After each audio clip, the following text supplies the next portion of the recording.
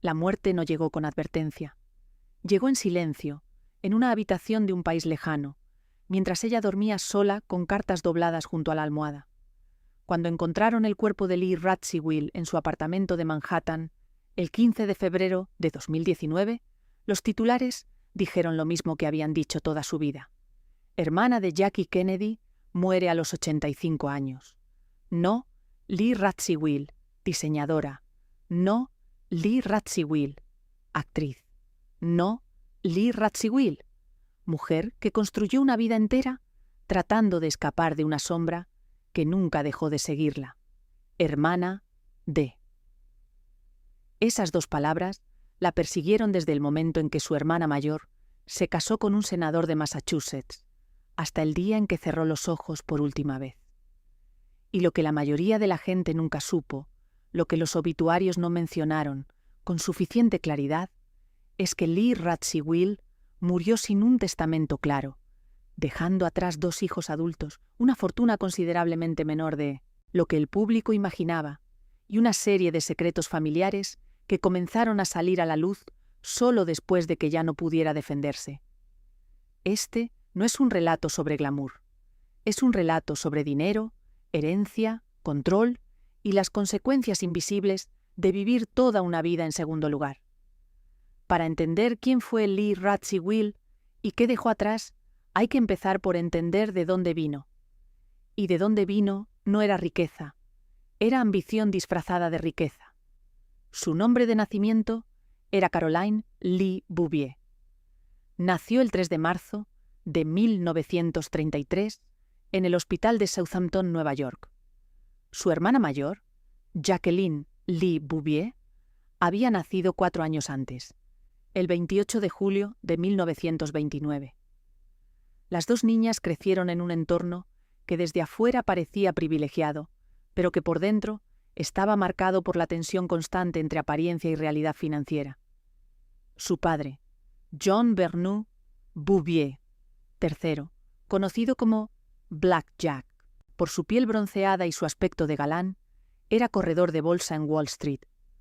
Venía de una familia que había tenido dinero, que todavía tenía nombre, pero cuya fortuna real se había erosionado considerablemente para la década de 1930. Black Jack era un hombre encantador, seductor, alcohólico, mujeriego y profundamente irresponsable con el dinero. Su madre, Janet Norton Lee, venía de un origen más modesto de lo que ella jamás admitiría públicamente. Su padre, James T. Lee, había hecho una fortuna considerable en bienes raíces en Manhattan, construyendo y desarrollando propiedades en una época en que la ciudad estaba creciendo verticalmente.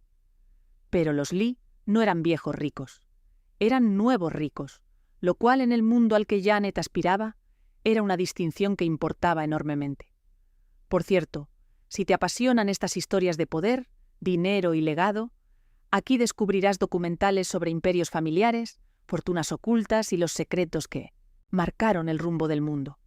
Suscríbete y cada semana exploramos juntos cómo el dinero construyó y destruyó grandes dinastías. Después de esto, continuamos. El matrimonio entre John Bouvier y Janet Lee fue desde el principio un choque de expectativas incompatibles. Él quería la libertad de un soltero, con el respaldo social de un matrimonio respetable. Ella quería seguridad financiera, estatus social ascendente y un marido que pudiera proporcionar ambas cosas de manera confiable. Lo que obtuvieron fue una década de peleas, infidelidades públicas, humillaciones mutuas y, finalmente, un divorcio en 1940. Jackie tenía 11 años. Lee tenía 7. El divorcio dejó a Janet en una posición precaria. Tenía 2 hijas, una reputación dañada en los círculos sociales que más le importaban, y un acuerdo financiero con su exmarido que no era suficiente para mantener el estilo de vida al que aspiraba. La solución llegó en 1940, y cuando se casó con Hugh Dudley Auchincloss Jr., conocido como Hugh T., un hombre 20 años mayor que ella, heredero de una fortuna considerable derivada de Standard Oil a través de su madre. Hugh T. ya había estado casado 2 veces y tenía hijos de matrimonios anteriores. Era un hombre amable, pasivo, manejable. Janet lo manejó. El matrimonio le dio acceso a 2 propiedades que se convertirían en el telón de fondo de la infancia reconstruida de Jackie y Lee: Hammersmith Farm, en Newport, Rhode Island, y Merrywood, en McLean, Virginia. Eran casas grandes, hermosas, llenas de personal de servicio y del tipo de vida que Janet siempre había querido proyectar. Pero había algo que las niñas Bouvier sabían y que rara vez se discutía abiertamente. No era su dinero, era el dinero de Hughdie. Y Hughdie tenía otros hijos, otros herederos, otras lealtades. Jackie y Lee eran huéspedes en esa riqueza, no propietarias. Esa distinción las marcó a ambas, pero a Lee de manera particularmente profunda. Lee creció siendo comparada constantemente con su hermana mayor. Jackie era más alta, más fotogénica, más reservada, más elegante en el sentido clásico que la sociedad de la época valoraba. Lee era más pequeña, más expresiva, más emocional, más abierta en sus deseos. Los profesores las comparaban, los amigos de la familia las comparaban, su propia madre las comparaba, y no siempre de manera sutil. Cuando Jackie ganó un concurso de Vogue en 1951 como Prix de París, un premio que incluía 6 meses trabajando en la revista en París y 6 meses en Nueva York, fue tratado como una confirmación de su excepcionalidad. Lee, que en ese momento tenía 18 años y estaba terminando su educación en Miss Porter's School, observó todo desde un lugar que ya estaba empezando a sentirse permanente, el segundo lugar. Pero lo que todavía no sabía era que ese patrón no era solo familiar. Se estaba convirtiendo en estructural. El primer matrimonio de Lee fue en 1953, cuando tenía 20 años. Se casó con Michael Temple Canfield, un editor junior que trabajaba en Harper y Brothers y que venía de una familia respetable, pero no particularmente rica. La ceremonia fue en la iglesia de Santa María en Newport, y Jackie fue dama de honor. Era un matrimonio que en el contexto de la época parecía razonable. Un joven presentable, educado, con un futuro profesional modesto pero estable. Lo que Lee no anticipó fue cuán rápidamente ese futuro modesto comenzaría a sentirse como una trampa. Michael Canfield fue posteriormente enviado a Londres como representante de Harper, y Lee se mudó con él. Vivían bien, dentro de los límites de un salario editorial, pero esos límites eran reales. Lee tenía gusto caro, ambiciones sociales que requerían fondos que no tenían, y una creciente conciencia de que había cometido un error. Mientras tanto, su hermana Jackie estaba en Boston, Washington, cubriendo eventos políticos como fotógrafa inquiriente para el Washington Times Herald, y en una de esas asignaciones conoció a John Fitzgerald Kennedy, congresista de Massachusetts, en una cena en mayo de 1951. Se casaron el 12 de septiembre de 1953, apenas meses después de la boda de Lee. La diferencia en escala entre las 2 ceremonias fue notable. La boda de Jackie y Jack Kennedy fue un evento masivo. 800 personas en la iglesia de Santa María, en Newport, una recepción en Hammersmith Farm, con 1.200 invitados, cobertura de prensa nacional, fotógrafos por todas partes. Lee había estado allí, sonriendo en las fotos, pero algo había cambiado de manera irreversible. Su hermana mayor no solo se había casado bien, se había casado en una órbita completamente diferente. Lo que Jackie había encontrado en Jack Kennedy no era solo un marido, era acceso a una familia con dinero real, dinero generacional, construido por Joseph P. Kennedy Sr., a través de una combinación de especulación financiera agresiva, inversiones en bienes raíces, Hollywood y distribución de licor, legal e ilegal, durante la Prohibición. La fortuna de Joe Kennedy, en el momento del matrimonio de Jack y Jackie, se estimaba en varios cientos de millones de dólares, una cantidad que le daba a la familia Kennedy no solo riqueza, sino influencia política directa, capacidad de financiar campañas, controlar narrativas mediáticas y construir dinastías. Lee observó todo esto desde Londres, casada con un editor que ganaba un salario anual que probablemente no alcanzaba los $5.000. La distancia entre las dos hermanas, que siempre había sido emocional, ahora también era financiera y social, y Lee comenzó a tomar decisiones destinadas a cerrar esa brecha. En 1958 dejó a Michael Canfield. El divorcio fue relativamente discreto, pero las razones detrás de él no lo fueron. Lee había conocido a un hombre que representaba exactamente el tipo de vida que quería.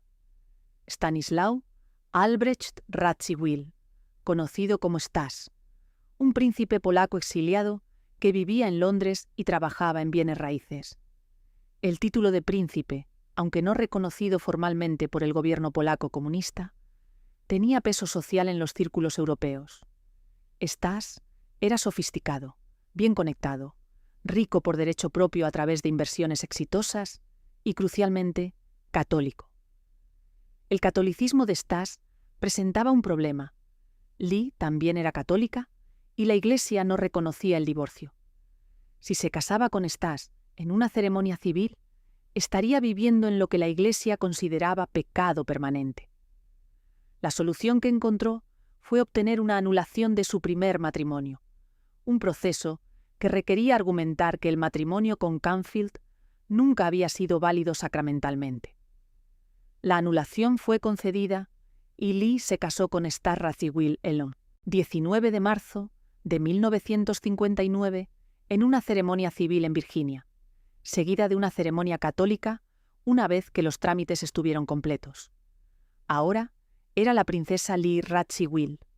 El título no venía con castillos, ni tierras, ni ingresos automáticos, pero venía con algo que Lee valoraba casi tanto: un nombre que sonaba diferente al de su hermana. Tuvieron 2 hijos. Anthony Stanislas Albert Radziwiłł nació el 4 de agosto de 1959. Anna Cristina Radziwiłł, conocida como Tina, nació el 18 de agosto de 1960. En los primeros años del matrimonio, Lee y Stas vivieron entre Londres y Nueva York, moviéndose en círculos que incluían a diseñadores, artistas, aristócratas europeos y figuras del mundo editorial y cultural. Lee comenzó a trabajar como directora de relaciones públicas para Giorgio Armani en los Estados Unidos, un rol que le daba visibilidad en el mundo de la moda sin requerir el tipo de formación técnica que no tenía. Pero todo lo que Lee estaba construyendo existía en la sombra de lo que su hermana se estaba convirtiendo. En 1960, Jack Kennedy fue elegido presidente de los Estados Unidos. Jackie Kennedy se convirtió en la primera dama más joven y más fotografiada de la historia moderna estadounidense. La Casa Blanca fue renovada bajo su supervisión, y cada detalle de esa renovación fue cubierto por la prensa. Su ropa, su peinado, su voz, sus hijos, todo se convirtió en objeto de fascinación pública global. Lee estuvo allí durante gran parte de eso. Visitó la Casa Blanca con frecuencia, viajó con Jackie, apareció en fotografías junto a ella en eventos oficiales. Pero en cada una de esas fotografías, en cada artículo de revista, en cada mención de prensa, era identificada de la misma manera: la hermana de la primera dama. El título de princesa que había adquirido a través de su matrimonio con Stas no cambió eso. Sí, acaso lo hizo más visible. Porque ahora no era solo Lee Bouvier, la hermana menor. Era la princesa Lee Radziwiłł, la hermana menor, lo cual de alguna manera hacía la comparación aún más punzante. Lo que parecía una vida de privilegio desde afuera estaba comenzando a mostrar grietas desde adentro. El matrimonio con Stas, que había comenzado con la promesa de estabilidad financiera y estatus social, estaba bajo presión. Lee era inquieta, ambiciosa y cada vez más frustrada por el hecho de que su identidad pública estaba completamente subsumida en la de su hermana. Stas era más tranquilo, más tradicional en sus expectativas sobre lo que debería ser un matrimonio, y menos cómodo con la constante búsqueda de Lee de algo más, algo propio.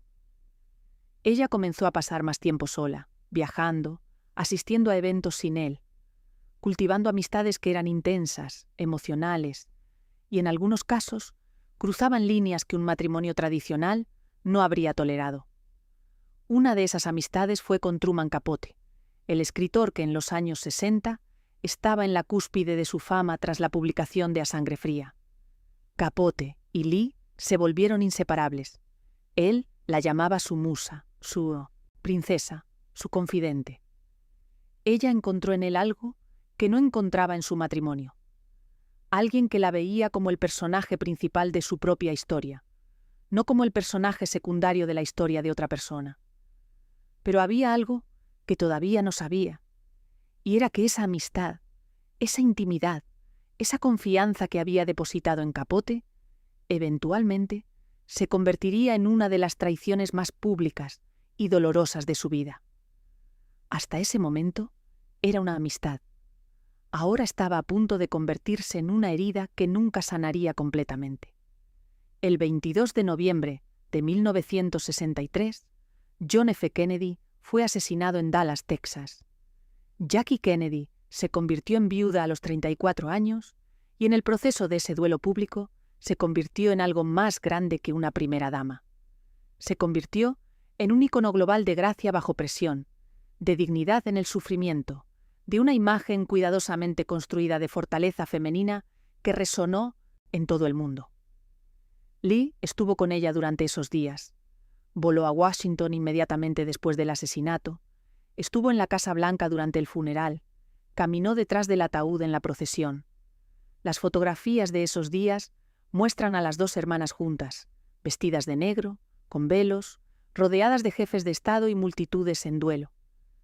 Pero lo que las fotografías no muestran es la dinámica de poder que estaba solidificándose en ese momento. Porque el asesinato de Jack Kennedy no solo hizo de Jackie una viuda, la hizo intocable. Cualquier crítica pública hacia ella, cualquier comparación desfavorable, cualquier sugerencia de que no era perfecta, se volvió socialmente inaceptable. Y Lee, que había pasado toda su vida tratando de salir de la sombra de su hermana, ahora estaba atrapada en la sombra de una mártir viviente. No había forma de competir con eso. No había forma de construir una identidad separada, cuando la identidad de tu hermana se había convertido en propiedad pública, en símbolo nacional, en algo que ya no pertenecía solo a la familia sino a la historia. Los años que siguieron al asesinato fueron los años en que Lee intentó con más desesperación construir algo propio. En 1967, a los 34 años, decidió convertirse en actriz. No era una decisión completamente arbitraria. Había estudiado brevemente actuación, tenía conexiones en el mundo del entretenimiento a través de Truman Capote y otros amigos, y había sido invitada a participar en una producción televisiva de Laura, un thriller psicológico que sería transmitido por ABC. El papel principal fue escrito específicamente para ella. La producción fue dirigida por Tom Donovan, y el elenco incluía actores profesionales experimentados. Lee ensayó, memorizó sus líneas, y cuando la producción se emitió en enero de 1968, fue vista por millones de personas. Las críticas fueron devastadoras. Los críticos de televisión no fueron amables ni diplomáticos.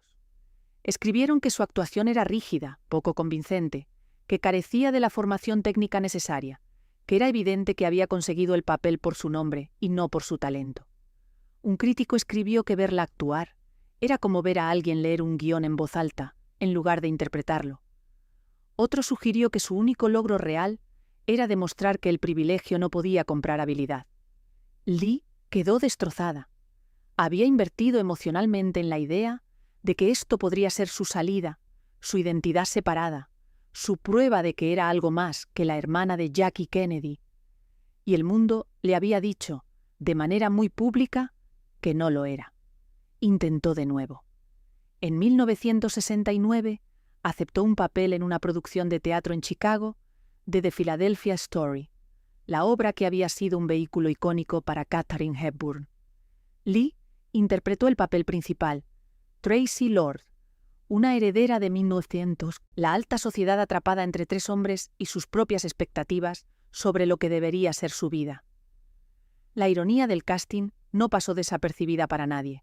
Las críticas fueron mixtas. Algunos críticos locales fueron más generosos que los críticos de televisión habían sido, reconociendo que había mejorado, que tenía presencia escénica, que el papel le quedaba bien en términos de tipo.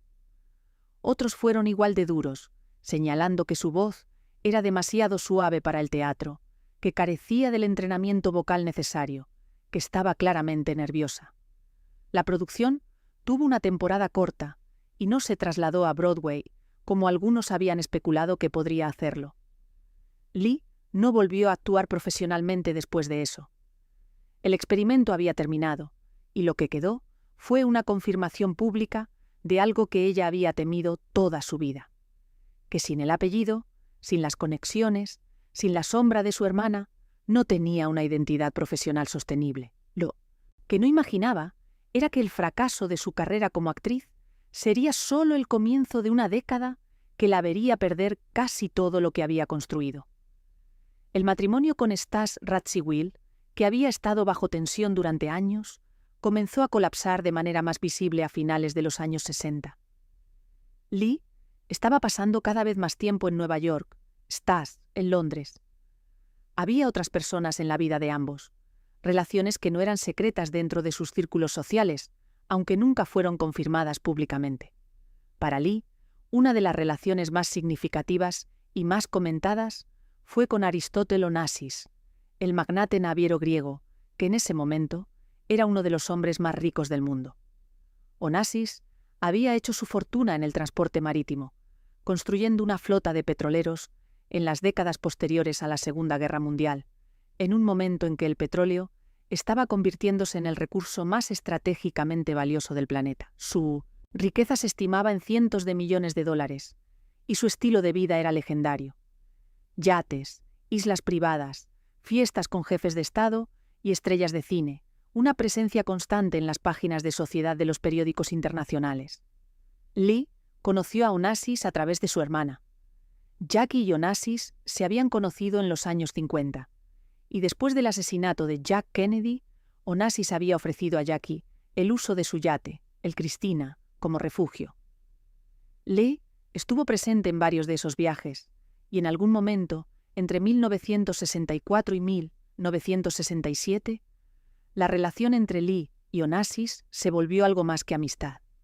Exactamente qué fue esa relación ha sido objeto de especulación durante décadas. Lee nunca habló de ello públicamente en términos explícitos. Onassis tampoco, pero las personas que estaban cerca de ambos en ese período, incluidos empleados del yate, amigos mutuos y más tarde biógrafos que tuvieron acceso a correspondencia privada, han sugerido que Lee creía que Onassis se casaría con ella, que había una comprensión implícita, o quizás explícita, de que una vez que ella se divorciara de Stas, Onassis estaría allí, que finalmente tendría lo que siempre había querido: una fortuna propia, un nombre propio, una vida que no dependiera de la proximidad a su hermana. Y entonces, en octubre de 1968, Aristóteles Onassis se casó con Jackie Kennedy. La noticia fue un shock global.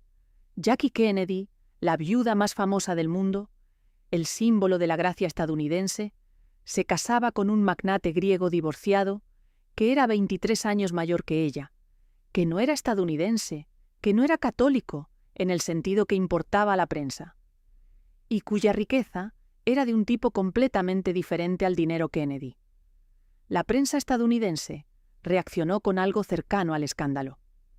Los titulares hablaron de traición, de caída, de que Jackie había manchado la memoria de JFK.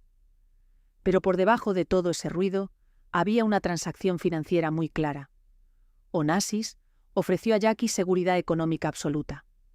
El acuerdo prenupcial, cuyos términos se filtraron años después, le garantizaba a Jackie $3 millones en caso de divorcio, más $200.000 anuales para gastos personales, más provisiones para sus hijos. Era un contrato, y ambas partes sabían exactamente lo que estaban comprando. Para Lee, el matrimonio fue algo completamente diferente. Fue una traición. No en el sentido de que Onassis le hubiera prometido formalmente algo y luego lo hubiera roto, aunque algunas fuentes cercanas a Lee sugirieron que sí hubo promesas, sino en el sentido de que su hermana, la persona que ya tenía todo, que ya era intocable, que ya había vivido en la Casa Blanca, que ya había sido adorada por el mundo entero, ahora también tenía al hombre que Lee había creído que era suyo, y lo había hecho sin preguntarle, sin considerar lo que eso significaría para Lee, sin, aparentemente, pensar en ello en absoluto. La relación entre las dos hermanas, que siempre había sido complicada, se volvió fría.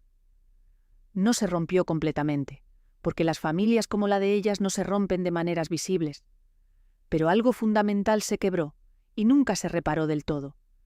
Lee se divorció de Stas Radziwiłł en 1974. El divorcio fue amistoso en los términos legales, pero marcó el final de la única estabilidad financiera real que Lee había tenido en su vida adulta. Stas había sido generoso durante el matrimonio, había pagado por el estilo de vida que ambos llevaban, y después del divorcio continuó apoyando a sus hijos. Pero Lee ya no tenía acceso directo a esa riqueza, y lo que tenía por su cuenta no era suficiente para mantener el tipo de vida que había estado viviendo. Por cierto, si te interesa entender cómo nacieron las grandes fortunas, los imperios empresariales y las familias que dominaron la historia, en este canal cada semana te esperan historias reales que mezclan ambición, poder y destino. Suscríbete y descubre los secretos que cambiaron el curso del mundo. Retomemos desde aquí. Se mudó a un apartamento en la Quinta Avenida en Nueva York, un espacio que decoró con el gusto impecable por el que era conocida, lleno de arte, muebles antiguos, objetos que había coleccionado durante años de viajar por Europa. Desde afuera, parecía la vida de una mujer rica y culta. Desde adentro, era una vida que estaba siendo financiada cada vez más por la venta de esos mismos objetos. Lee comenzó a trabajar como diseñadora de interiores, un campo en el que tenía talento genuino y reputación. Decoró casas para amigos ricos, para clientes que querían el tipo de elegancia europea informal que ella personificaba. Pero el trabajo era inconsistente, y los ingresos no eran suficientes para cubrir los gastos de mantener una vida pública en Manhattan en los años 70 y 80. Había otro problema, uno que rara vez se discutía abiertamente, pero que las personas cercanas a ella conocían bien. Lee no era buena con el dinero. Nunca había tenido que serlo. Había crecido en casas donde otras personas manejaban las finanzas. Se había casado con hombres que manejaban las finanzas. Y ahora, por primera vez en su vida, estaba sola, y no tenía las herramientas ni la disciplina para manejar lo que tenía de manera que le permitiera mantener el estilo de vida al que estaba acostumbrada. En 1975, Truman Capote publicó un fragmento de lo que afirmaba sería su obra maestra, una novela llamada Answered Prayers, en la revista Square. El fragmento, titulado La Côte Basque, 1965, era un relato apenas disfrazado de los secretos, infidelidades y traiciones de las mujeres de la alta sociedad que habían sido las mejores amigas de Capote durante años. Las llamaba sus cisnes y las había cultivado, escuchado, recolectado sus secretos. Y ahora los estaba publicando para que el mundo los leyera. Lee estaba en esas páginas, no de manera tan prominente como algunas otras, pero estaba allí, identificable para cualquiera que conociera los círculos en los que se movía. Y lo que Capote había escrito sobre ella, las insinuaciones sobre su vida personal, sus relaciones, sus inseguridades, eran lo suficientemente precisas como para ser hirientes y lo suficientemente públicas como para ser humillantes. Lee rompió con Capote inmediatamente. Muchas de las otras mujeres también lo hicieron. Capote, que había dependido emocionalmente de esas amistades, tanto como ellas habían dependido de su atención, se derrumbó. Pasó los últimos años de su vida cada vez más aislado, bebiendo, consumiendo drogas, tratando de terminar la novela que nunca terminó. Murió en 1984, a los 59 años. Lee no asistió al funeral. La traición había sido demasiado profunda, demasiado pública. Y para alguien cuya vida entera había sido vivida bajo escrutinio público no invitado, el hecho de que alguien en quien había confiado hubiera elegido añadir a ese escrutinio era imperdonable. Mientras tanto, Jackie seguía siendo Jackie. Después de la muerte de Onassis, en 1975, heredó una parte significativa de su fortuna, aunque considerablemente menos de lo que podría haber heredado si el acuerdo prenupcial no hubiera sido renegociado antes de su muerte. Los términos finales le dieron aproximadamente 26 millones de dólares, una suma que la hizo financieramente independiente por el resto de su vida.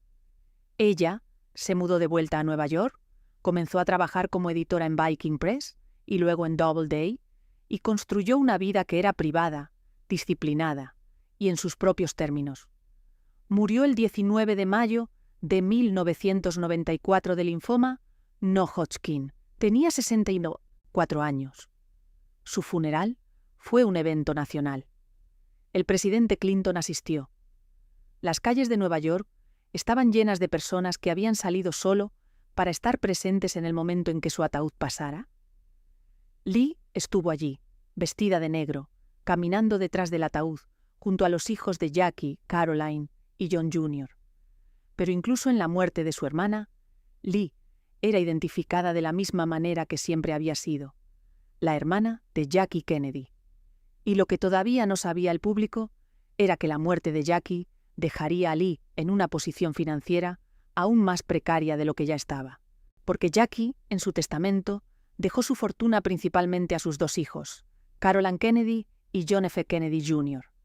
Lee recibió algunos objetos personales, muebles, recuerdos, pero no dinero significativo. No había obligación legal de dejarle nada. No había expectativa formal. Pero la ausencia de una provisión financiera sustancial fue notada por las personas cercanas a la familia y fue interpretada por algunos como una declaración final sobre la naturaleza de la relación entre las dos hermanas. Lee nunca habló públicamente sobre ello, pero las personas que la conocieron en los años posteriores a la muerte de Jackie dijeron que había una amargura allí que no había estado antes, o que si había estado, ahora ya no se molestaba en ocultar. Ella continuó viviendo en su apartamento en la Quinta Avenida, continuó viendo a sus hijos, continuó apareciendo en eventos sociales cuando era invitada. Pero algo en ella se había retirado. La energía que había tenido en décadas anteriores, la ambición inquieta, la búsqueda constante de algo más, se había apagado. Lo que quedó fue una mujer que había vivido una vida extraordinaria en muchos sentidos, que había conocido a algunas de las personas más famosas del siglo XX, que había viajado por el mundo, que había sido fotografiada por los mejores fotógrafos, escrita por los mejores escritores, admirada por su estilo y su gracia, y que al final de todo eso estaba sola, con menos dinero del que la gente imaginaba, y con dos hijos adultos cuyas propias vidas estaban a punto de tomar caminos que ella nunca habría elegido para ellos. Anthony Radziwill, su hijo, nacido en 1959, había crecido entre dos mundos. Por un lado, era el hijo de una princesa polaca exiliada y nieto de un magnate inmobiliario. Por el otro, era el sobrino de Jackie Kennedy, lo cual significaba que desde su infancia había estado expuesto a un nivel de atención pública que muy pocas personas experimentan. Fue educado en las mejores escuelas, primero en Inglaterra y luego en Estados Unidos. Asistió a la Universidad de Boston, donde estudió comunicaciones, y después de graduarse, en 1982, comenzó a trabajar en producción televisiva. No era un trabajo conseguido solo por conexiones familiares, aunque esas conexiones sin duda abrieron puertas. Anthony tenía talento real como productor. Trabajó para ABC News, eventualmente convirtiéndose en productor ejecutivo, y ganó varios premios Emmy y Peabody por su trabajo en documentales y reportajes investigativos. En 1988 se casó con Carol Ann DiFalco, conocida como Carol Radziwill, una productora de ABC que había conocido en el trabajo. El matrimonio fue descrito por quienes los conocieron como genuinamente feliz, una relación basada en intereses compartidos, humor compartido y un entendimiento mutuo de lo que significaba trabajar en una industria exigente. Pero había algo que Anthony no le había dicho a Carol cuando se casaron, algo que ni siquiera él sabía con certeza en ese momento. Estaba enfermo. En 1994, el mismo año en que Jackie Kennedy murió, Anthony fue diagnosticado con cáncer, específicamente linfoma no Hodgkin, la misma enfermedad que había matado a su tía. La noticia fue devastadora, pero el diagnóstico inicial sugería que con tratamiento agresivo había una posibilidad razonable de remisión. Anthony comenzó quimioterapia. Perdió el cabello, perdió peso, pasó por los ciclos brutales de náusea y agotamiento que acompañan al tratamiento. Y durante todo ese tiempo continuó trabajando tanto como pudo, tratando de mantener algo de normalidad, tratando de no convertirse en la enfermedad. Lee estuvo con él durante gran parte de esto. Las personas que la vieron durante los años de la enfermedad de Anthony dijeron que fue el período en que estuvo más enfocada, más presente, menos preocupada por las apariencias sociales y más preocupada por algo real y tangible. Ella pagó por tratamientos, por médicos, por atención que el seguro no cubría. Y al hacerlo, agotó aún más los recursos financieros que tenía. Porque lo que muy poca gente sabía era que Lee, a mediados de los años 90, ya estaba vendiendo activos para mantenerse. Vendió joyas, vendió muebles, vendió obras de arte que había coleccionado durante décadas. En 1996, Sotheby's subastó una parte de su colección personal, y los periódicos cubrieron la venta con el tipo de atención que Lee había pasado toda su vida tratando de evitar. Los titulares hablaban de dificultades financieras, de una princesa venida a menos, de la hermana de Jackie Kennedy, obligada a vender sus posesiones. Lee no hizo comentarios públicos sobre la subasta, pero las personas cercanas a ella dijeron que fue profundamente humillante. Anthony Radziwiłł luchó contra el cáncer durante 5 años. Hubo periodos de remisión, momentos en que pareció que podría estar ganando. Y luego, en 1999, el cáncer regresó, más agresivo que antes.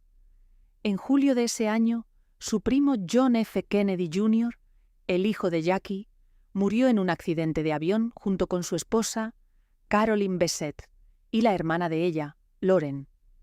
John había estado pilotando una avioneta Piper Saratoga desde Nueva Jersey hacia Martha's Vineyard, cuando el avión se estrelló en el Océano Atlántico. Los 3 murieron al impacto. La noticia sacudió al país. John Kennedy Jr. había sido, desde su nacimiento, una de las figuras públicas más fotografiadas y observadas de Estados Unidos. La imagen de él, como niño pequeño, saludando al ataúd de su padre en 1963, era una de las fotografías más icónicas del siglo XX. Y ahora, a los 38 años, estaba muerto. Anthony, que había sido extremadamente cercano a John, que había crecido con él, que lo consideraba más un hermano que un primo, quedó destrozado.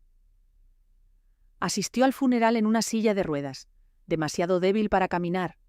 Menos de un mes después, el 10 de agosto de 1999, Anthony Radziwiłł murió en su casa en Nueva York. Tenía 40 años. Lee perdió a su hijo y a su sobrino en el espacio de 3 semanas. El peso de ese doble duelo fue algo de lo que, según las personas cercanas a ella, nunca se recuperó completamente.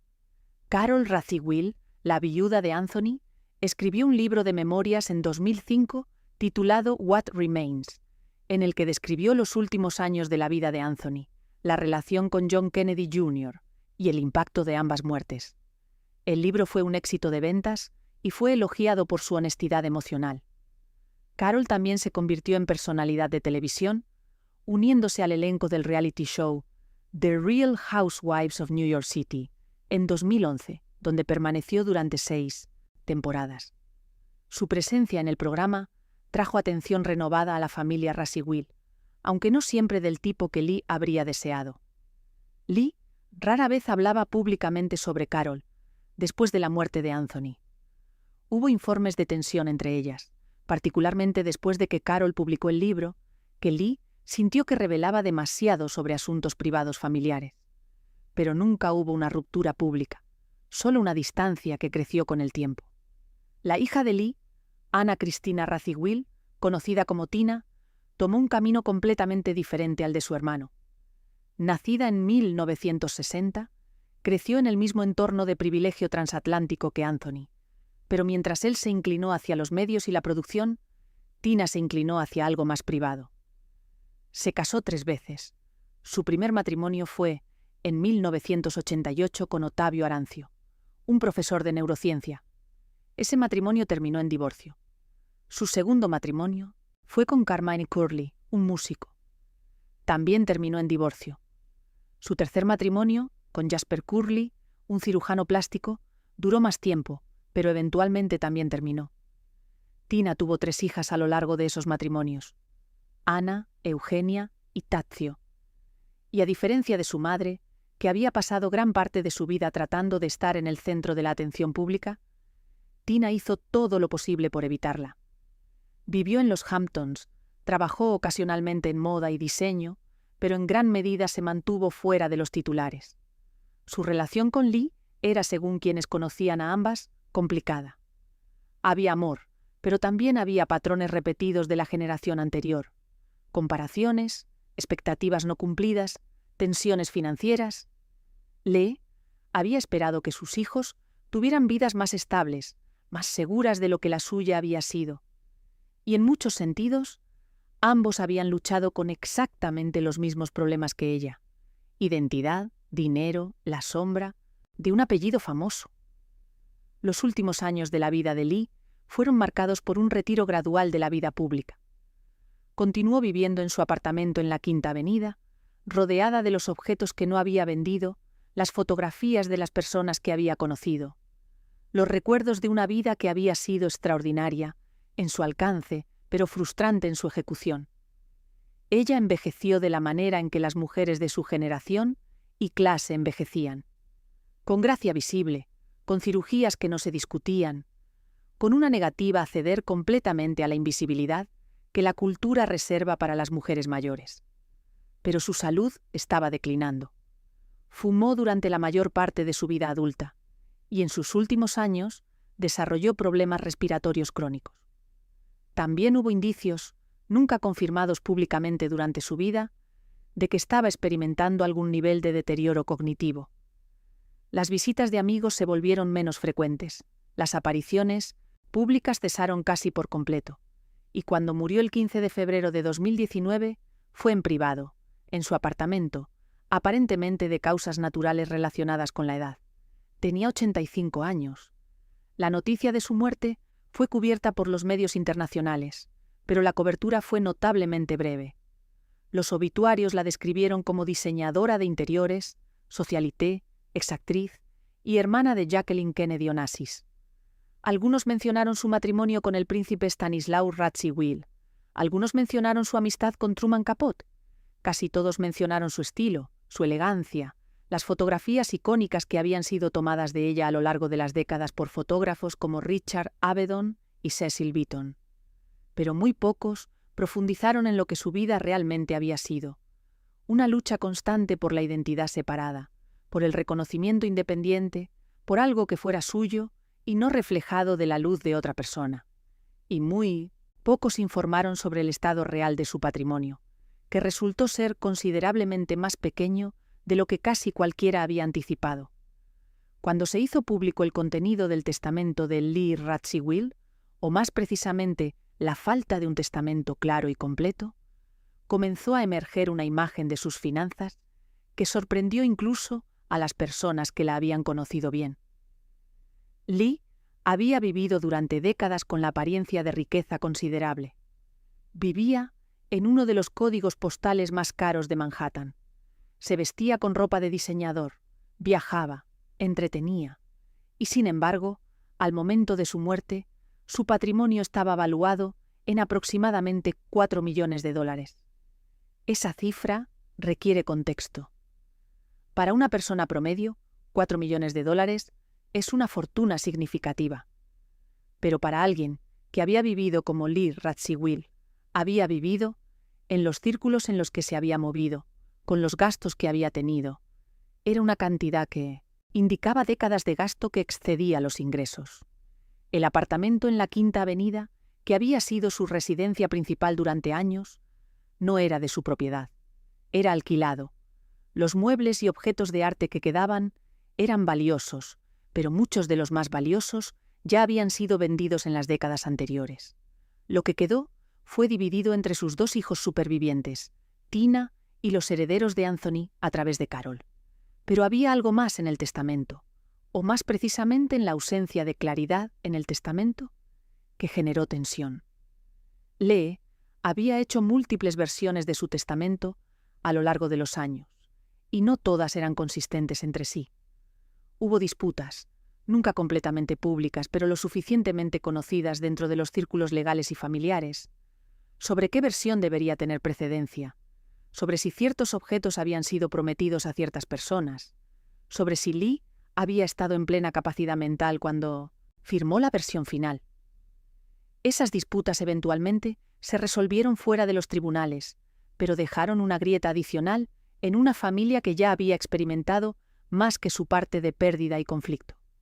Tina Radziwiłł, ahora en sus 60 años, heredó la mayor parte de lo que quedaba. Continúa viviendo de manera relativamente privada, criando a sus hijas, manteniendo distancia de los medios.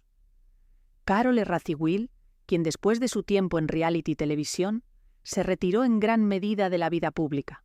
Ocasionalmente, habla sobre Anthony en entrevistas, pero rara vez menciona a Lee. La relación entre las dos mujeres, si es que existe alguna en este punto, no es visible públicamente. Antes de terminar, recuerda que creamos este canal con un propósito: rescatar las historias que revelan cómo el dinero y la ambición dieron forma a nuestra historia. Porque entender las grandes fortunas es entender el poder, la humanidad y sus sombras. Suscríbete y forma parte de esta comunidad que ama descubrir los secretos del pasado. A continuación seguimos. Lo que la historia de Lee Radziwiłł revela, cuando se examina sin el filtro del glamour de las fotografías y los titulares, es un patrón que se repite a través de generaciones de mujeres que nacieron en proximidad al poder, pero no con control directo sobre él. Su madre, Janet, había usado el matrimonio como herramienta de movilidad ascendente, casándose primero con un hombre con apellido pero sin dinero confiable, y luego con un hombre con dinero pero sin pasión. Lee intentó la misma estrategia, casándose primero por respetabilidad, luego por título y conexiones, pero el mundo en el que Lee alcanzó la edad adulta estaba cambiando de maneras que su madre no había anticipado. Las mujeres de la generación de Lee, particularmente aquellas con educación y conexiones, comenzaron a tener opciones que generaciones anteriores no habían tenido. Podían trabajar, podían divorciarse sin arruinarse socialmente, podían, en teoría, construir identidades independientes. Pero Lee estaba atrapada entre dos mundos. Demasiado joven para aceptar completamente las limitaciones de la generación de su madre. Demasiado formada por esa generación para saber cómo construir algo completamente nuevo.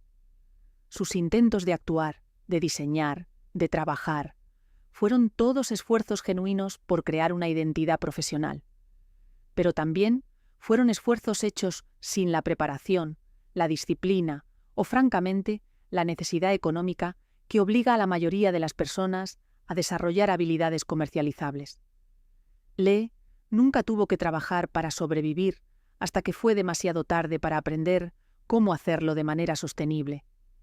Y esa falta de necesidad, que desde afuera parecía un privilegio, fue en muchos sentidos una trampa. Porque significaba que cada fracaso profesional podía ser absorbido financieramente, lo cual eliminaba la presión que podría haberla obligado a mejorar, a persistir, a desarrollarse. Y también significaba que cuando finalmente se quedó sin dinero, no tenía las herramientas para recuperarlo. La fortuna de su abuelo, James T. Lee, que había sido la base de la seguridad financiera de su madre, se había dispersado a través de múltiples herederos y múltiples generaciones. La fortuna Auchincloss, a la que había tenido acceso a través del matrimonio de su madre con Hugh, nunca había sido suya para heredar.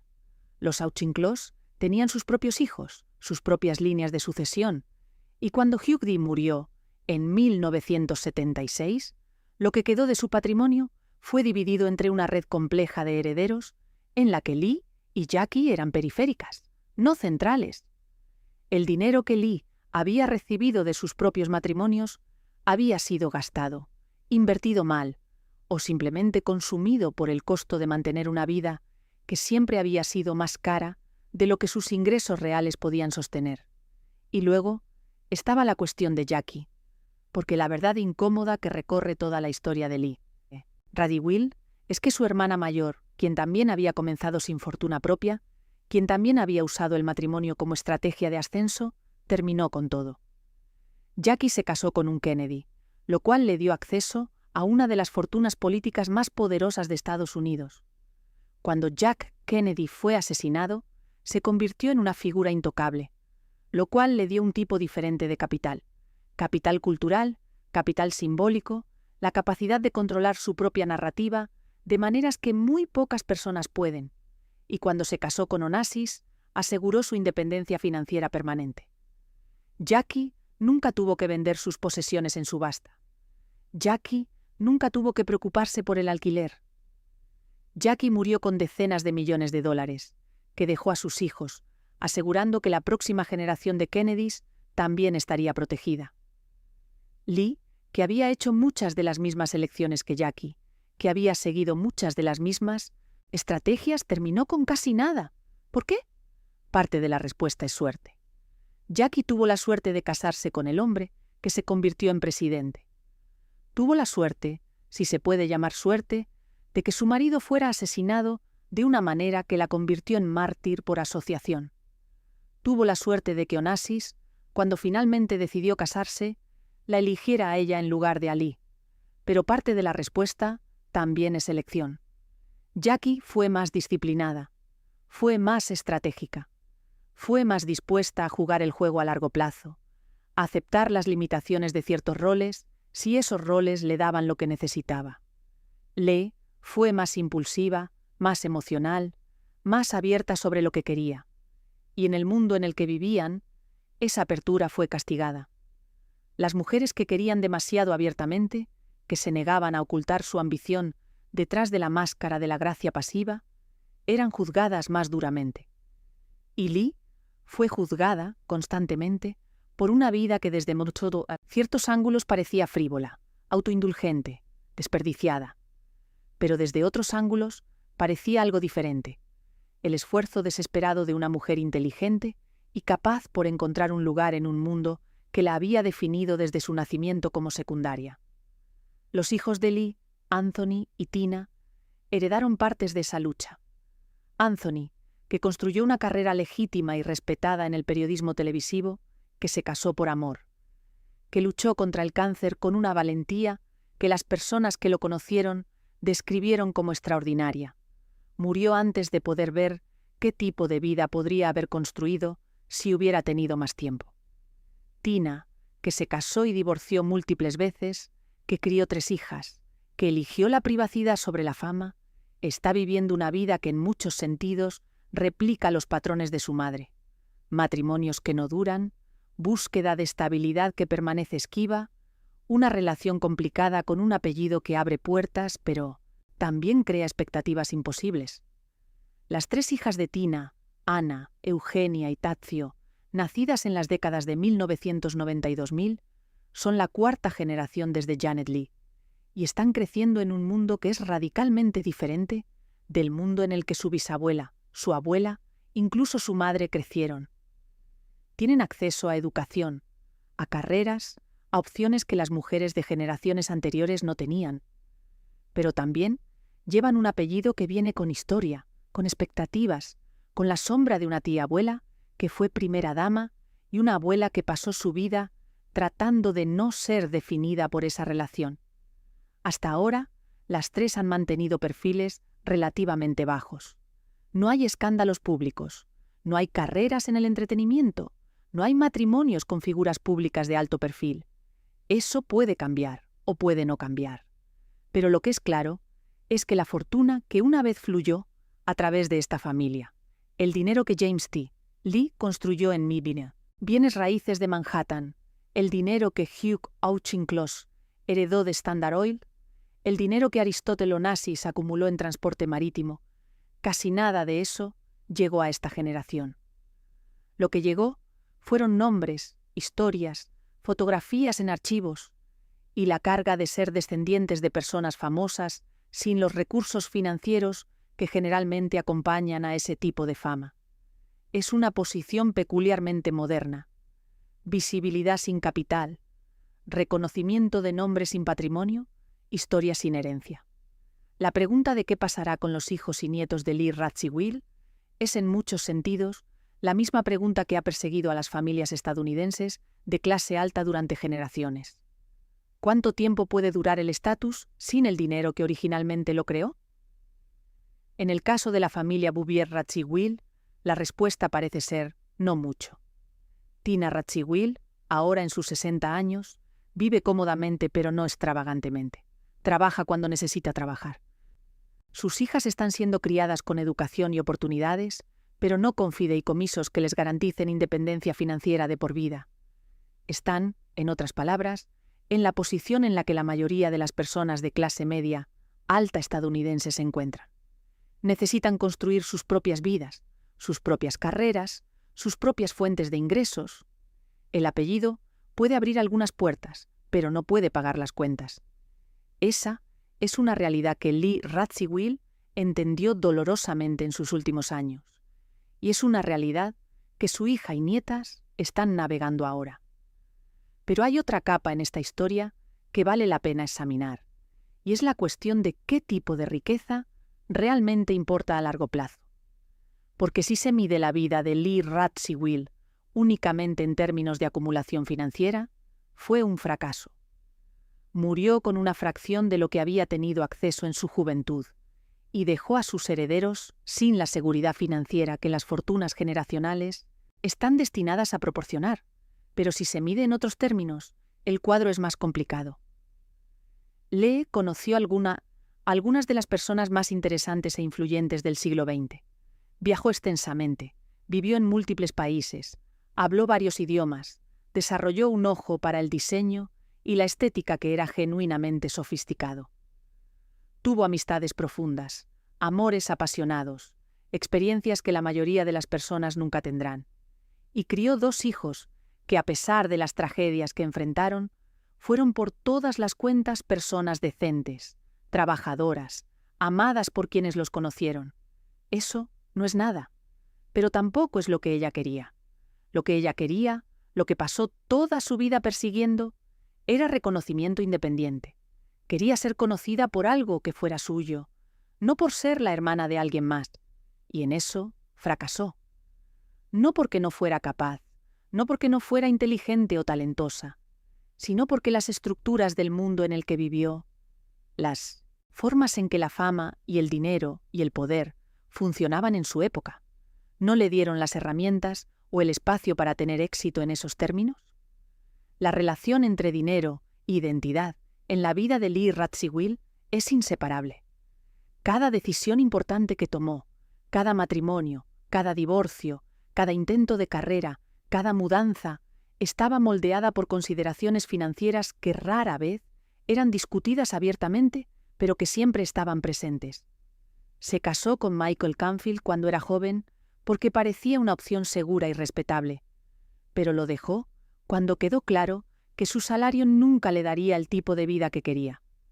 Se casó con Star Radziwiłł porque él tenía dinero, título y conexiones, pero esa seguridad financiera dependía de permanecer casada con él, y cuando el matrimonio se volvió insostenible emocionalmente, tuvo que elegir entre estabilidad financiera y libertad personal. Eligió libertad y pasó el resto de su vida pagando por esa elección. Su relación con Aristóteles Onassis, sea cual sea su naturaleza exacta, estaba inextricablemente ligada al hecho de que él era inmensamente rico y ella no lo era. Y cuando él eligió casarse con Jackie en su lugar, lo que Lee perdió no era solo un compañero romántico, era la oportunidad de asegurar su propio futuro financiero de una manera que la habría hecho independiente por el resto de su vida. El hecho de que Jackie hiciera exactamente eso, que usara su matrimonio con Onassis para asegurar su independencia financiera permanente, hace que la comparación sea aún más dolorosa, porque demuestra que era posible. Una mujer en esa época, con las conexiones correctas y las decisiones correctas, podía convertir el matrimonio en seguridad financiera duradera. Jackie lo hizo, Lee no pudo. Y la diferencia entre ellas no fue moralidad o virtud, o incluso esfuerzo. Fue estrategia, timing y la voluntad de Jackie de tratar el matrimonio como una transacción cuando era necesario. Lee era demasiado emocional, demasiado impulsiva, demasiado honesta sobre lo que quería para jugar ese juego tan fríamente como se requería. Y en el mundo en el que vivían, esa honestidad fue una debilidad, no una fortaleza. El dinero en la historia de Lee Radziwiłł no es solo un detalle de fondo. Es el motor central de la narrativa. Es la razón por la que tomó las decisiones que tomó, la razón por la que sus matrimonios terminaron como terminaron, la razón por la que intentó actuar y diseñar y trabajar en campos para los que no estaba completamente preparada. Era la razón por la que, al final de su vida, estaba vendiendo posesiones y viviendo en un apartamento alquilado en lugar de una propiedad que pudiera dejar a sus hijos.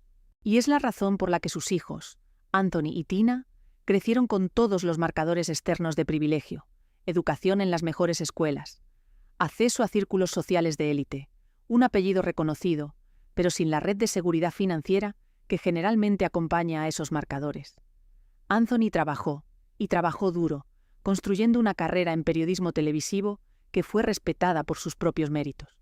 Pero cuando se enfermó, cuando necesitó tratamiento médico costoso, cuando necesitó el tipo de atención que el seguro no cubre completamente, fue su madre quien pagó, agotando sus propios recursos en el proceso. Eso es amor, sin duda, pero también es una demostración de cuán frágil era realmente la posición financiera de la familia. Tina, que ha vivido una vida más privada, ha navegado sus propios desafíos financieros a través de 3 matrimonios y 3 divorcios. Los detalles de esos acuerdos no son públicos, pero el patrón es claro. Cada matrimonio representó una búsqueda de estabilidad y cada divorcio representó una reconfiguración de esa búsqueda. Ella está criando a sus 3 hijas en un mundo donde el apellido Radziwiłł todavía significa algo, pero donde lo que significa es cada vez más histórico en lugar de actual. Las nietas de Lee, Anna, Eugenia y Tadzio están creciendo en una época donde la riqueza visible en las redes sociales, la cultura de influencers, la monetización de la imagen personal, ha creado nuevas formas de convertir el reconocimiento de nombre en ingresos. Es posible que alguna de ellas elija ese camino, usando su conexión con la historia Kennedy-Radziwiłł como plataforma para construir marcas personales, negocios, carreras en medios, o es posible que elijan la privacidad, como su madre ha hecho en gran medida, construyendo vidas que son deliberadamente separadas del legado familiar. Cualquiera de las opciones viene con costos y beneficios, pero lo que no tienen, lo que su abuela no pudo darles porque ella misma no lo tenía, es la seguridad financiera generacional que convierte esas opciones en verdaderamente libres, en lugar de estratégicamente necesarias. Esa es la herencia real de Lee Radziwiłł. No dinero, no propiedad, no fideicomisos, sino una historia complicada sobre lo que significa ser una mujer en proximidad al poder sin tener control directo sobre él, y las consecuencias de esa posición a través de múltiples generaciones. Cuando se compara la trayectoria de la familia Radziwiłł con la trayectoria de la familia Kennedy, el contraste es instructivo. Caroline Kennedy, la hija de Jackie, heredó decenas de millones de dólares de su madre, más lo que heredó de los fideicomisos Kennedy, establecidos por su abuelo Joe. Se convirtió en abogada, autora y eventualmente embajadora de Estados Unidos en Japón bajo la administración Obama.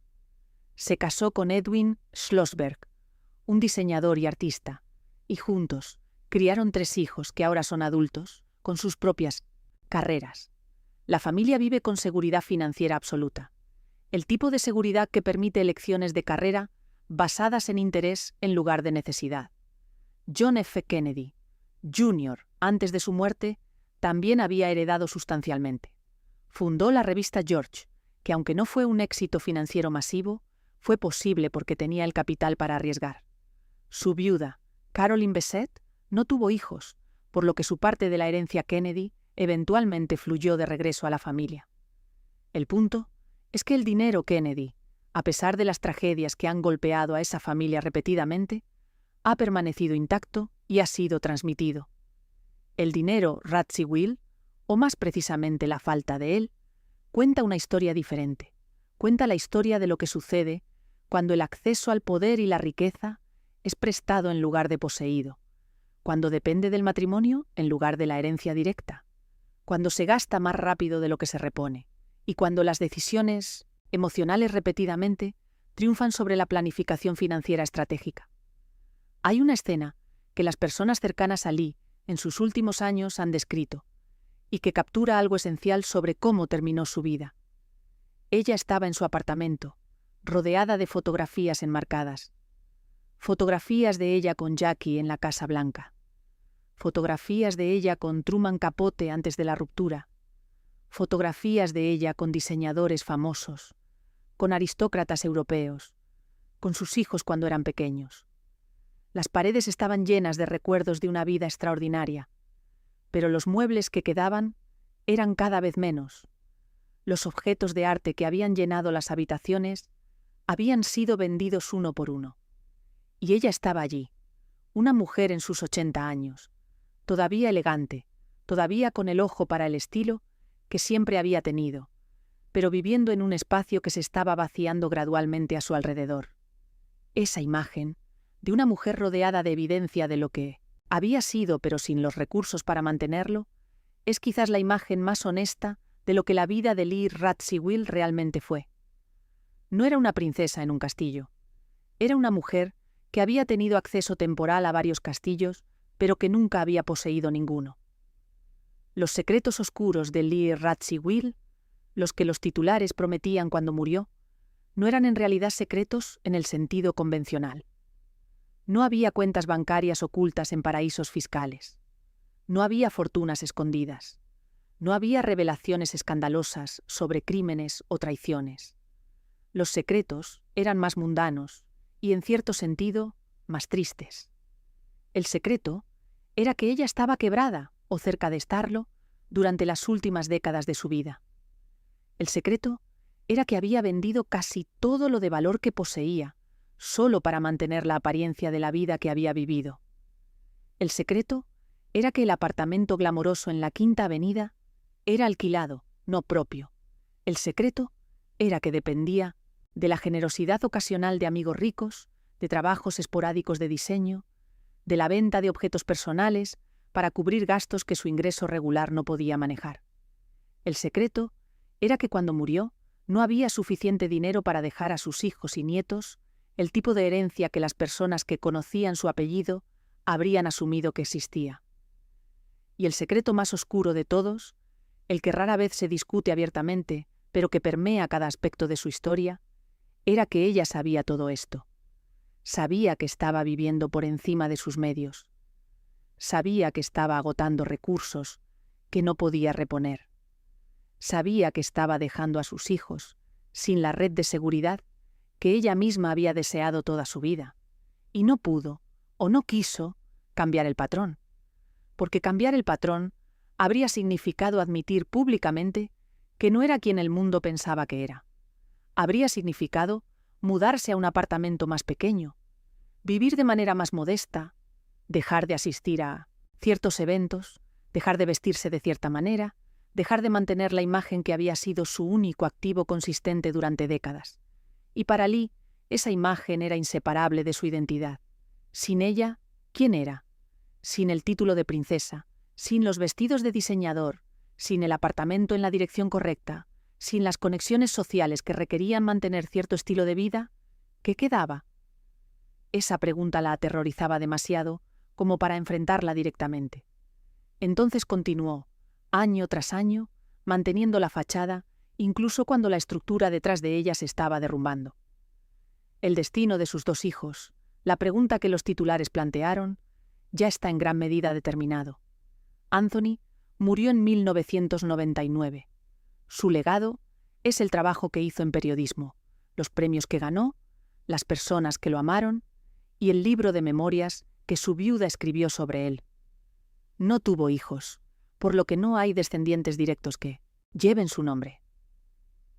Tina, la hija sobreviviente, está en sus 60 años, viviendo una vida que es deliberadamente menos pública que la que su madre vivió. Tiene 3 hijas, y su destino aún está por escribirse. Pero lo que ya es claro es que no heredarán riqueza significativa de la línea Radziwiłł. Heredarán un apellido, heredarán historias, heredarán fotografías y conexiones familiares con uno de los capítulos más fotografiados de la historia estadounidense del siglo XX.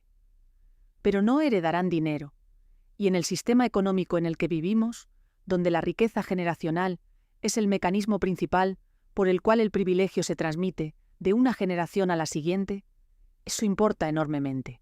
Significa que Anna, Eugenia y Tadzio, las nietas de Lee Radziwiłł, están en una posición fundamentalmente diferente de la de sus primas segundas, las nietas de Jackie Kennedy. Las nietas de Jackie, Rose, Tatiana y Jacques Closber, los hijos de Caroline Kennedy, crecieron con seguridad financiera absoluta. Asistieron a las mejores escuelas sin preocuparse por el costo. Eligieron carreras basadas en interés personal en lugar de necesidad económica. Tienen la libertad que el dinero compra, la libertad de cometer errores, de tomar riesgos, de pasar años explorando antes de establecerse en un camino. Las nietas de Lee no tienen ese mismo colchón. Necesitarán trabajar, necesitarán construir sus propias carreras, sus propios ingresos, sus propias seguridades. El apellido puede abrir algunas puertas, particularmente en campos como moda, medios o diseño, donde las conexiones sociales importan, pero no puede pagar las cuentas y no puede proporcionar la seguridad a largo plazo que solo el capital real puede proporcionar. Esa divergencia entre las dos ramas de la familia, las descendientes de Jackie y las descendientes de Lee, es el resultado directo de las decisiones financieras y matrimoniales que las dos hermanas tomaron décadas atrás. Jackie eligió seguridad sobre pasión cuando se casó con Onassis. Negoció un acuerdo prenupcial que la protegió financieramente. Vivió modestamente, relativamente hablando, después de su muerte, trabajando como editora, invirtiendo sabiamente, acumulando en lugar de gastar. Y cuando murió, dejó a sus hijos en una posición de seguridad permanente. Lee eligió pasión sobre seguridad repetidamente. Se casó por amor, o por título, o por la promesa de una vida emocionante, pero no por dinero garantizado a largo plazo. Gastó generosamente, vivió hermosamente y no acumuló. Y cuando murió, dejó a sus hijos con recuerdos hermosos, pero sin recursos financieros significativos. Ninguna de las dos elecciones es moralmente superior a la otra, pero las consecuencias son radicalmente diferentes, y esas consecuencias se están desarrollando ahora en la tercera y cuarta generación. Hay una lección más amplia aquí sobre cómo funciona realmente la riqueza en las familias estadounidenses de élite, una lección que la historia de Lee Radziwiłł ilustra con claridad dolorosa. La riqueza visible, el tipo que se muestra en fotografías de revistas, en fiestas glamorosas, en ropa cara y viajes exóticos, no es lo mismo que la riqueza real. La riqueza real es aburrida, es fideicomisos establecidos por abogados, es inversiones diversificadas administradas por profesionales, es propiedades que se aprecian en valor a lo largo de décadas, es acuerdos prenupciales que protegen activos, es planificación fiscal que minimiza la erosión generacional, es disciplina sobre gastos, incluso cuando los ingresos son altos, es la voluntad de vivir por debajo de los medios para asegurar que esos medios duren. Lee Radziwiłł tenía riqueza visible durante gran parte de su vida, pero nunca tuvo riqueza real, no en el sentido de activos que generaban ingresos pasivos suficientes para sostener su estilo de vida indefinidamente. Y la diferencia entre esas dos cosas es la diferencia entre dejar a tus descendientes seguros y dejarlos con nada más que un apellido famoso. La comparación con otras familias estadounidenses prominentes es instructiva. Los Rockefeller, por ejemplo, han mantenido riqueza significativa a través de 6 generaciones ahora, no porque cada generación haya sido brillante en los negocios, sino porque la primera y segunda generación establecieron estructuras legales y financieras, fideicomisos, fundaciones, oficinas familiares, que protegieron el capital y lo hicieron difícil de gastar completamente. Los Vanderbilt, por el contrario, son el ejemplo clásico de una fortuna masiva que se evaporó en 3 generaciones porque fue gastada más rápido de lo que fue repuesta, porque cada generación vivió espectacularmente sin reconstruir el capital. Lee Radziwiłł estaba más cerca del modelo Vanderbilt que del modelo Rockefeller. Tenía acceso a dinero, pero no a estructuras que lo protegieran. Y sin esas estructuras el dinero simplemente se fue. Los Bouvier nunca habían sido verdaderamente ricos en el sentido generacional. James T. Lee había construido una fortuna, pero la había dispersado entre múltiples herederos. Los Auchincloss tenían dinero, pero era dinero de ellos, no de Janet y sus hijas. Los Radziwill tenían título, pero no fortuna masiva. Y los Kennedy, aunque extremadamente ricos, protegieron su dinero a través de fideicomisos que beneficiaban a los descendientes directos de Joe Kennedy, no a los parientes por matrimonio. Lee estaba, en otras palabras, siempre en la periferia de la riqueza real, en lugar de en su centro. Y la periferia es un lugar peligroso para estar, porque te da acceso suficiente para desarrollar gustos caros y expectativas altas, pero no suficiente control para asegurar esos gustos y expectativas a largo plazo. Es la posición perfecta para la inseguridad financiera disfrazada de privilegio. Y es exactamente la posición en la que Lee pasó la mayor parte de su vida adulta. Sus hijos heredaron esa posición. Anthony intentó salir de ella a través del trabajo profesional y estaba teniendo éxito hasta que la enfermedad lo detuvo.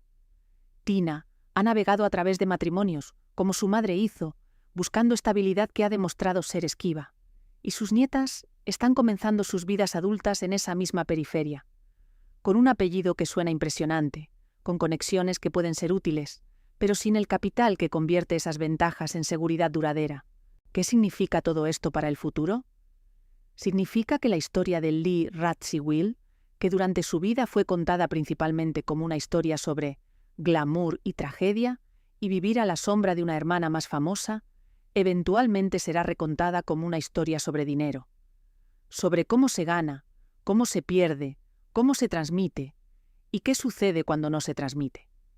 Será una historia sobre las diferencias invisibles entre parecer rico y ser rico, entre acceso temporal y propiedad permanente, entre capital social y capital financiero. Y será una advertencia sobre los costos de mantener apariencias, cuando la sustancia detrás de esas apariencias se ha erosionado. Porque eso es lo que Lee hizo durante décadas. Mantuvo apariencias. Mantuvo el apartamento correcto, la ropa correcta, las amistades correctas, la presencia en los eventos correctos, incluso cuando hacerlo requería vender activos, pedir prestado, depender de la generosidad de otros. Y al final, las apariencias fueron todo lo que quedó. Cuando murió en febrero de 2019, los obituarios hablaron de su estilo, su elegancia, su vida fascinante. Mostraron fotografías de ella en su juventud, hermosa, impecablemente vestida, fotografiada por los mejores fotógrafos del mundo. Citaron a personas que la habían conocido diciendo que era encantadora, inteligente, divertida, cálida. Todo eso era cierto. Pero lo que los obituarios no dijeron, lo que solo emergió en los meses posteriores cuando los detalles de su patrimonio se hicieron públicos, era que había muerto con muy poco, que el apartamento glamoroso era alquilado, que las posesiones valiosas habían sido vendidas hacía años, que lo que quedó para sus herederos fue una fracción de lo que cualquiera habría esperado, y que sus dos hijos, uno muerto, una luchando con sus propios desafíos, no tendrían la seguridad financiera que ella había pasado toda su vida persiguiendo y nunca alcanzando. Esa es la verdad oscura en el centro de la historia de Lee Radziwill. No es una verdad sobre escándalo sexual, o crimen, o traición dramática. Es una verdad mucho más ordinaria y mucho más triste, que puedes vivir una vida extraordinaria, conocer a personas extraordinarias, ser fotografiada en lugares extraordinarios, y aún así terminar sin nada que dejar atrás, excepto fotografías, que el privilegio visible no es lo mismo que la seguridad real, que las comparaciones con hermanos, especialmente cuando esos hermanos tienen más éxito, pueden envenenar una vida entera, y que las decisiones financieras, las decisiones sobre a quién casarte, cómo gastar, qué proteger, qué arriesgar, tienen consecuencias que se extienden a través de generaciones mucho después de que hayas muerto. Lee Radziwill vivió hermosamente, pero no vivió sabiamente, al menos no en los términos que el dinero requiere. Y la diferencia entre esas dos cosas es la diferencia entre una fortuna que dura y una fortuna que desaparece, entre hijos que heredan seguridad y hijos que heredan solo historias, entre un legado que protege y un legado que simplemente recuerda. Ella eligió belleza sobre seguridad, pasión sobre estrategia, apariencia sobre acumulación, y al final, esas elecciones determinaron no solo su destino, sino el destino de todos los que vinieron después de ella. El apartamento en la Quinta Avenida, donde Lee Radziwiłł pasó sus últimos años, estaba ubicado en el número 950, un edificio construido en 1947 que durante décadas albergó a algunas de las figuras más prominentes de la sociedad neoyorquina. El alquiler mensual, según estimaciones de personas familiarizadas con el mercado inmobiliario de esa área en ese período, probablemente superaba los $10.000 mensuales, posiblemente más, dependiendo del tamaño exacto del apartamento y las renovaciones que se hubieran hecho. Para poner eso en perspectiva, $120.000 anuales solo en alquiler, sin contar mantenimiento, servicios públicos o cualquier otro gasto de vida. Para alguien con un patrimonio de $4 millones al momento de su muerte, ese nivel de gasto en vivienda era insostenible sin ingresos significativos continuos. Y Lee, en sus últimos años, no tenía ingresos significativos continuos. Había dejado de trabajar activamente como diseñadora de interiores. No tenía inversiones que generaran rendimientos sustanciales. No tenía pensión. No tenía herencia entrante. Lo que tenía era un estilo de vida que requería más dinero del que estaba ingresando, y la única forma de cerrar esa brecha era vendiendo activos. Las subastas de Sotheby's, en las que se vendieron posesiones de Lee, no fueron eventos únicos. Hubo múltiples ventas a lo largo de los años 90 y 2000. En 1996 se subastaron muebles y objetos decorativos. En 2016, 3 años antes de su muerte, hubo otra venta significativa, que incluyó más muebles, obras de arte y objetos personales. Los catálogos de esas subastas, que todavía están disponibles en archivos, muestran el tipo de objetos que Lee había acumulado durante décadas. Mesas francesas del siglo XVIII, sillas inglesas antiguas, lámparas venecianas, pinturas de artistas menores pero respetables, objetos de plata, porcelana, textiles. Eran cosas hermosas, cosas que reflejaban un ojo educado y un gusto refinado, pero también eran cosas que cuando se vendían no alcanzaban los precios que objetos similares de colecciones más famosas podrían haber alcanzado, porque en el mercado del arte y las antigüedades la procedencia importa. Un mueble que perteneció a Jackie Kennedy Onassis se vende por múltiplos de lo que un mueble idéntico que perteneció a Lee Radziwiłł se vendería. Esa es la diferencia entre ser el personaje principal y ser el personaje secundario, traducida directamente a valor monetario. La subasta de 2016 fue particularmente reveladora porque ocurrió mientras Lee todavía estaba viva, lo cual significaba que no era una venta de patrimonio después de la muerte, sino una liquidación deliberada de activos durante su vida. Los medios cubrieron la venta con el tipo de atención que Lee había pasado décadas tratando de evitar. Los artículos especulaban abiertamente sobre dificultades financieras, sobre la necesidad de generar efectivo, sobre el contraste entre la imagen pública de privilegio y la realidad privada de recursos menguantes. Lee no dio entrevistas sobre la subasta. No emitió declaraciones explicando por qué estaba vendiendo. Simplemente permitió que sucediera, y luego continuó viviendo en el apartamento cada vez más vacío, rodeada de cada vez menos de las cosas que había pasado una vida coleccionando. Las personas que la visitaron durante ese periodo describieron una mujer que todavía se vestía impecablemente, que todavía mantenía su postura, su voz suave, sus modales perfectos, pero que también parecía cansada de maneras que iban más allá del cansancio físico de la edad. Era el cansancio de haber mantenido una actuación durante demasiado tiempo, de haber pretendido durante demasiadas décadas que todo estaba bien cuando no lo estaba. La relación entre Lee y sus nietas durante sus últimos años es difícil de evaluar desde afuera porque fue deliberadamente privada. Tina protegió a sus hijas del tipo de escrutinio público que ella misma había experimentado creciendo, y Lee respetó eso. Pero las personas cercanas a la familia han sugerido que Lee estaba profundamente consciente de que no podría dejarles nada sustancial, y que esa conciencia le causaba vergüenza genuina. Había crecido en un mundo donde las abuelas dejaban fideicomisos, donde la riqueza fluía hacia abajo a través de generaciones, donde parte de tu rol como matriarca era asegurar la próxima generación. Y ella no podía hacer eso, no porque no quisiera, sino porque no tenía los medios. Esa impotencia, esa incapacidad de cumplir con lo que ella percibía como una obligación familiar básica, fue una de las tristezas privadas de sus últimos años. Y no había nada que pudiera hacer al respecto, excepto continuar vendiendo lo poco que quedaba y esperar que de alguna manera fuera suficiente. No fue suficiente. Cuando murió, y el patrimonio fue evaluado, quedó claro que después de pagar impuestos sobre el patrimonio, costos legales, deudas pendientes y otros gastos finales, lo que quedó para dividir entre sus herederos fue considerablemente menos que los $4 millones inicialmente reportados. Las estimaciones exactas varían porque los detalles del acuerdo del patrimonio no son completamente públicos, pero las personas familiarizadas con el proceso han sugerido que Tina y los herederos de Anthony, a través de Carol, probablemente recibieron algo en el rango de $1 a $2 millones cada uno, después de que todo fue resuelto. Eso no es una cantidad trivial de dinero para la mayoría de las personas, pero dividido entre múltiples herederos y considerando el costo de vida en lugares como Nueva York o los Hamptons, donde estos descendientes viven, no es una cantidad que cambie fundamentalmente las circunstancias de vida de nadie. No es dinero de «nunca tendrás que trabajar de nuevo». Es dinero de «esto ayudará con la educación universitaria de tus hijos» o «esto te dará un colchón para emergencias». Es útil, pero no transformador.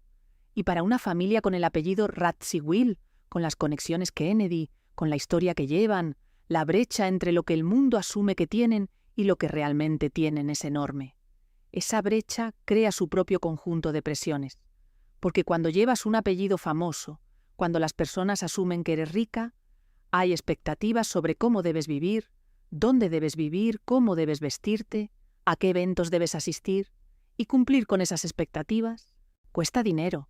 Si no puedes cumplirlas, si vives de manera que hace obvio que no tienes los recursos que las personas asumen que tienes, te arriesgas a la humillación social, del tipo que Lee experimentó cuando tuvo que subastar sus posesiones. Pero si intentas cumplirlas, sin los recursos para hacerlo de manera sostenible, terminas en la misma trampa financiera en la que Lee estuvo atrapada, gastando más de lo que ganas, agotando activos, viviendo año tras año con la esperanza de que de alguna manera las cosas se resuelvan. Es una posición imposible, y es la posición en la que los descendientes de Lee se encuentran ahora. Pueden elegir mantener las apariencias y arriesgarse a la ruina financiera, o pueden elegir vivir dentro de sus medios reales y arriesgarse al juicio social. No hay opción buena.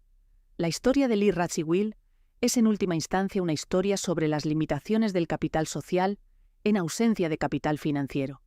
Ella tenía capital social en abundancia.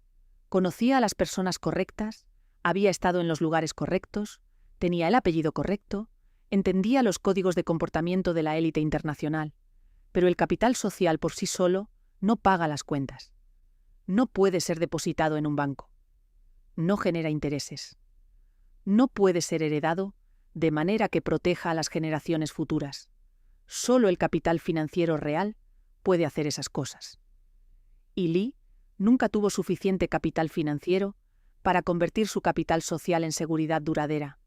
Intentó. Se casó con hombres ricos. Cultivó amistades con personas ricas. Se posicionó en entornos donde la riqueza fluía.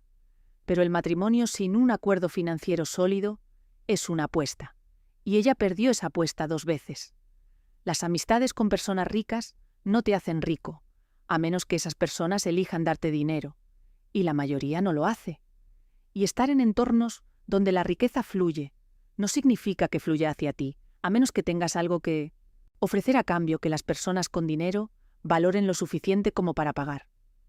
Lee ofreció estilo, encanto, conexiones, la caché de su apellido. Y eso fue suficiente para mantenerla en esos círculos, para mantenerla invitada a las fiestas, para mantenerla visible. Pero no fue suficiente para hacerla rica. El único camino que tenía hacia la riqueza real era a través del matrimonio, y ese camino se cerró cuando Aristóteles Onassis eligió a Jackie en su lugar. Después de eso, Lee estaba esencialmente jugando un juego que ya había perdido, pero continuó jugando porque no sabía qué más hacer. No tenía habilidades profesionales que pudieran generar ingresos significativos. No tenía educación formal en negocios o finanzas. No tenía la disciplina o el interés para construir una carrera desde cero en un campo competitivo. Lo que tenía era un estilo de vida que mantener y una imagen que proteger, y dedicó los recursos que tenía a esos dos objetivos en lugar de a construir seguridad a largo plazo. Fue una elección comprensible, dadas las presiones bajo las que vivía y los valores del mundo en el que había sido criada. Pero fue una elección con consecuencias, y esas consecuencias ahora están siendo vividas por sus descendientes. Tina Radziwiłł, ahora la matriarca sobreviviente de esta rama de la familia, enfrenta decisiones que su madre enfrentó, pero en un contexto diferente. El mundo ha cambiado, las mujeres tienen más opciones profesionales. El divorcio ya no lleva el estigma social que llevaba en la generación de Lee.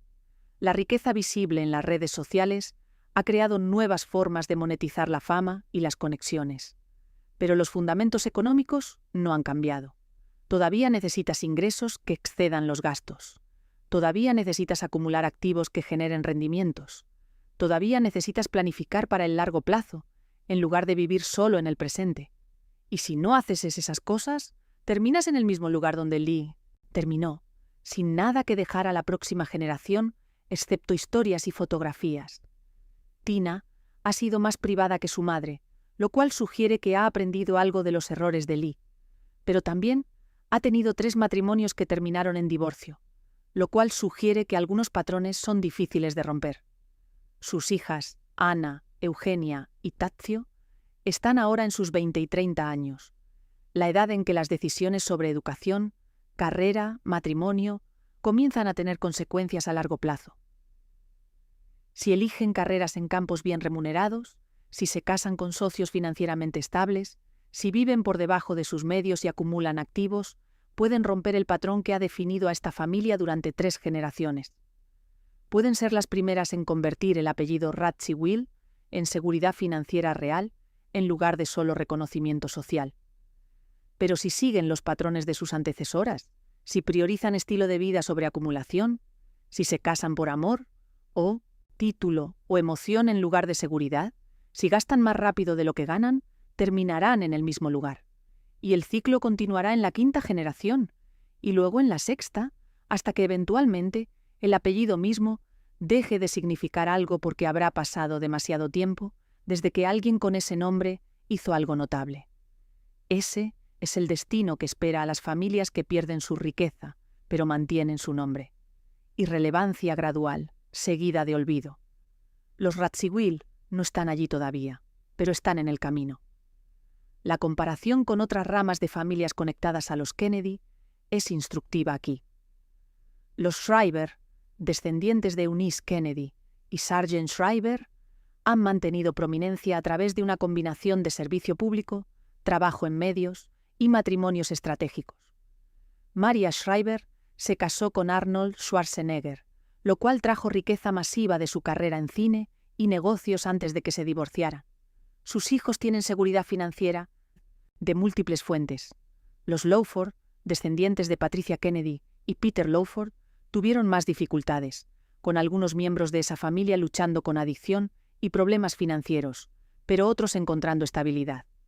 Los Smith, descendientes de John Kennedy y Stephen Smith, han sido más privados, pero financieramente seguros, a través de gestión cuidadosa de activos Kennedy. Los Radziwiłł, conectados a los Kennedy solo a través del matrimonio de Jackie, y por lo tanto, sin acceso directo a los fideicomisos Kennedy, están en la posición más precaria de todas estas ramas. No tienen la red de seguridad Kennedy. No tienen la red de seguridad Bouvier, porque nunca hubo una fortuna Bouvier sustancial. No tienen la red de seguridad Radziwiłł porque el título nunca vino con riqueza significativa.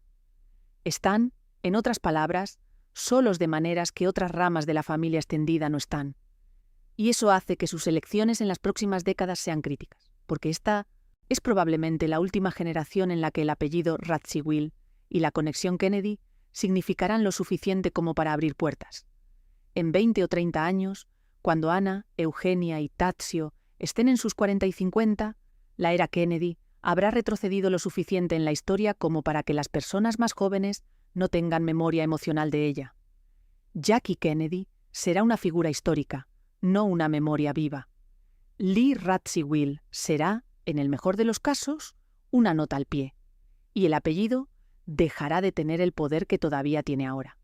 Entonces, estas mujeres necesitarán pararse sobre sus propios logros, sus propias carreras, sus propias identidades. Y si no han construido esas cosas, si han dependido del apellido para abrir puertas que sus habilidades y logros no pueden abrir por sí solos, se encontrarán en una posición muy difícil. Esa es la lección final de la vida de Lee Radziwiłł, que el capital social es perecedero de maneras que el capital financiero no lo es. El dinero, si se gestiona adecuadamente, puede durar generaciones. Los apellidos famosos, sin dinero que los respalde, duran 1 o 2 generaciones como máximo antes de desvanecerse en irrelevancia. Hay un detalle específico sobre los últimos meses de la vida de Lee que vale la pena examinar porque captura algo esencial sobre cómo terminó todo. En el otoño de 2018, aproximadamente 4 meses antes de su muerte, Lee dejó de asistir a eventos sociales casi por completo. Las personas que habían estado acostumbradas a verla en ciertas galas benéficas, ciertas cenas privadas, ciertos eventos culturales, notaron su ausencia. Hubo especulación en ese momento de que estaba enferma, que su salud estaba declinando más rápidamente de lo que se había hecho público. Pero las personas más cercanas a ella sugirieron algo diferente, que simplemente estaba cansada. Cansada de mantener la actuación, cansada de vestirse y aparecer y sonreír y hacer conversación con personas que conocía desde hacía décadas, pero con las que nunca había tenido conexiones genuinamente profundas. Cansada de ser Lee Radziwiłł, la persona pública, cuando todo lo que quedaba de esa persona era la cáscara exterior. Sus últimos meses fueron pasados principalmente en el apartamento, con visitas ocasionales de Tina, de unos pocos amigos cercanos, de personal médico cuando fue necesario. No hay evidencia de que estuviera en dolor significativo o que estuviera sufriendo de una enfermedad terminal específica. Su muerte fue descrita como pacífica, en su sueño, el tipo de final que muchas personas esperan, pero que pocas logran. Pero la paz de su muerte física contrasta fuertemente con la falta de paz que caracterizó gran parte de su vida. Porque Lee Radziwiłł nunca encontró lo que estaba buscando. Buscó identidad independiente y fue definida por su relación con su hermana hasta el día en que murió. Buscó seguridad financiera y terminó vendiendo sus posesiones para pagar el alquiler. Buscó amor que fuera separado de consideraciones de dinero o estatus y se casó 3 veces, cada vez con un hombre cuya posición financiera o social era parte del atractivo. Buscó reconocimiento por sus propios talentos y fue recordada principalmente por su estilo y sus conexiones. Nada de lo que construyó duró de la manera en que quería que durara.